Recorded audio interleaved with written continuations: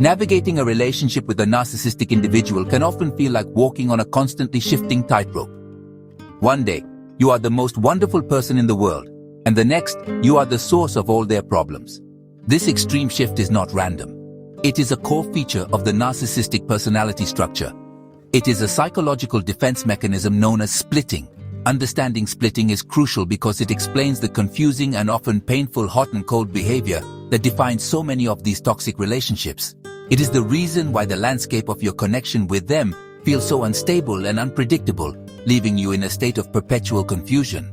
This pattern of idealization followed by devaluation is a hallmark of narcissism. It creates a chaotic environment for anyone involved with the narcissist. You might find yourself constantly trying to get back to the good side, not realizing that the rules are always changing.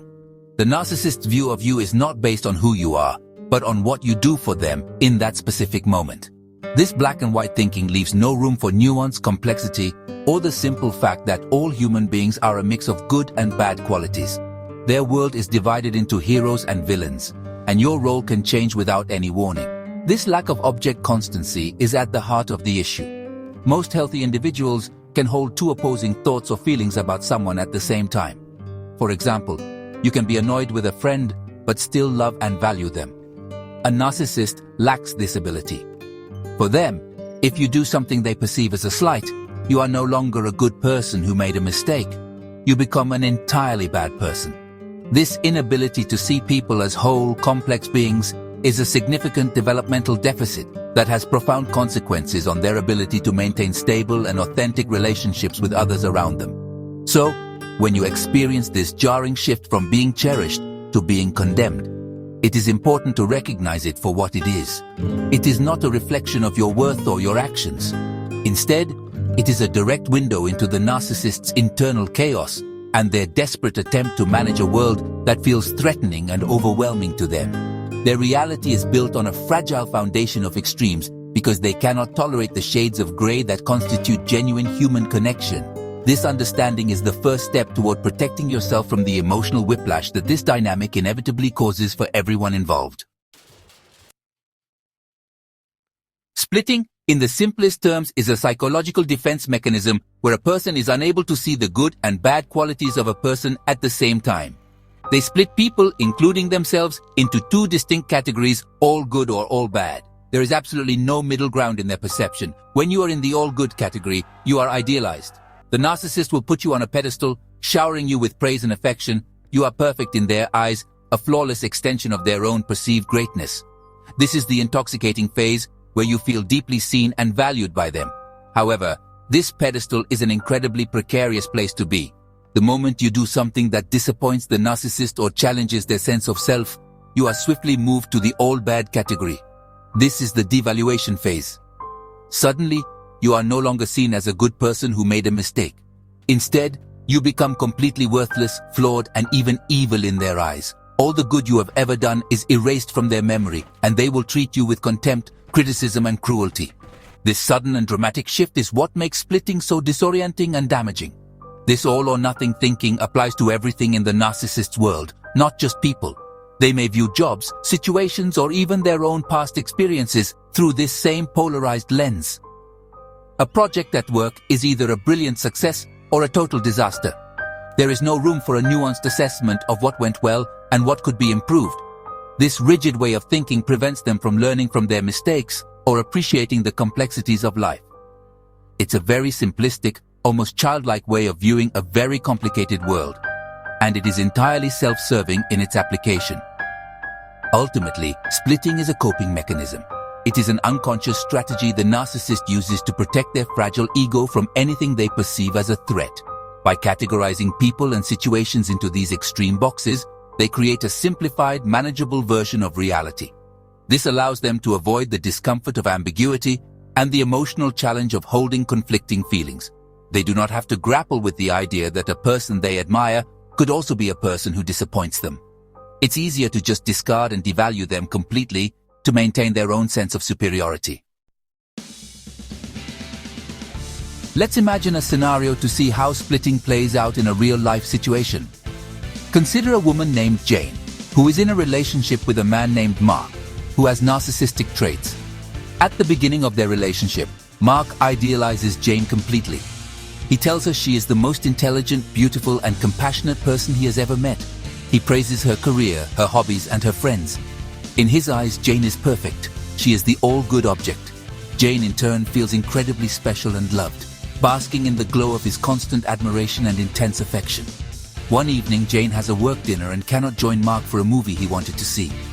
She explains the situation calmly, but for Mark, this is not a simple scheduling conflict. He perceives it as a personal rejection, a sign that she does not prioritize him. This small, normal life event triggers the split. In Mark's mind, Jane's inability to be there for him means she is selfish and uncaring. He instantly forgets all the time she has been there for him and all the qualities he once admired. She is no longer the perfect, idealized partner. She has been cast into the all-bad category. That night, Mark's behavior changes dramatically. He might give Jane the silent treatment, or he might send her a barrage of angry texts accusing her of being inconsiderate and selfish. He may tell her, "I thought you were different, but you're just like everyone else." He's devaluing her, tearing her down from the pedestal he built. Jane is left feeling confused, hurt, and anxious. She doesn't understand how a minor issue could cause such a massive and hostile reaction. She might apologize profusely, trying to fix the situation and get back into his good graces, not realizing she is dealing with a splitting defense. Later, if Jane does something to soothe Mark's ego, perhaps by canceling other plans to spend time with him, he may just as suddenly switch back. He might act as if nothing happened or even apologize, saying he overreacted. He will place her back on the pedestal, and the idealization cycle begins again. This cycle of idealize, devalue, and discard or re-idealize is the classic pattern of splitting in a narcissistic relationship. It creates an unstable and emotionally exhausting environment for the non-narcissistic partner, who is always trying to manage the narcissist's fragile and unpredictable worldview. The root cause of splitting in narcissism lies in a deeply insecure and fragile sense of self.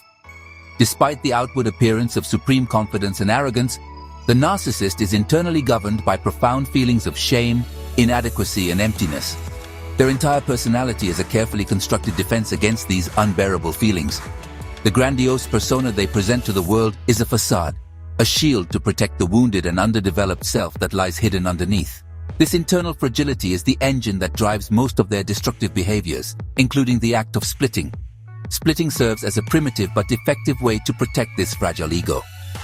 When a narcissist encounters anything that threatens their sense of superiority, such as criticism, disagreement, or someone setting a boundary, it triggers intense internal shame. They are unable to process this feeling in a healthy way. They cannot tolerate the idea that they might be flawed or have made a mistake. To avoid this painful self-reflection, their mind automatically splits. They project the badness outward onto the other person. It is not them who is flawed, it is you. You become the container for all their negative feelings. This psychological maneuver allows the narcissist to maintain their self-perception as perfect and blameless. By devaluing you and casting you as all bad, they regulate their own internal state. It is a desperate attempt to preserve their grandiosity. If you are the problem, then they do not have to confront their own insecurities. This is why a simple disagreement can escalate into a character assassination. They are not just arguing about the topic at hand. They are fighting to protect their very sense of self from crumbling under the weight of perceived criticism. Their survival depends on making you the villain.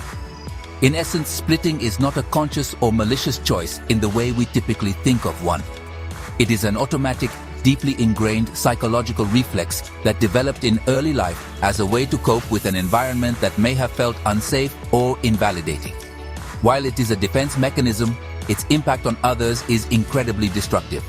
Recognizing that splitting comes from a place of profound internal weakness, not strength, can be empowering. It helps you depersonalize the abuse and understand that their assessment of you as all bad is not about you at all. It is a distorted reflection of their own inner turmoil.